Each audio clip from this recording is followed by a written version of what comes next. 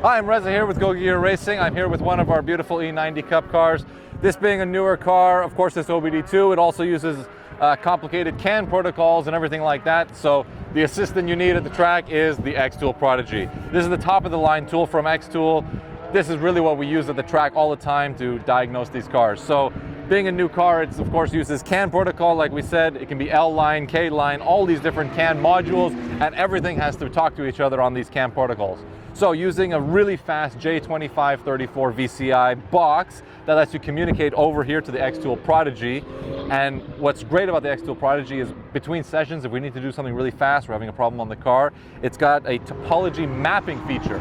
What this means is that it basically draws a whole map, a color-coded map of all the units, all the modules, everything on the CAN line, and lets you know at a glance, is something going okay? Does it have a problem? Is it yellow, red, green? So you can look through here, find the module that's at fault, and that lets you really get to the answer, what's going on, much quicker.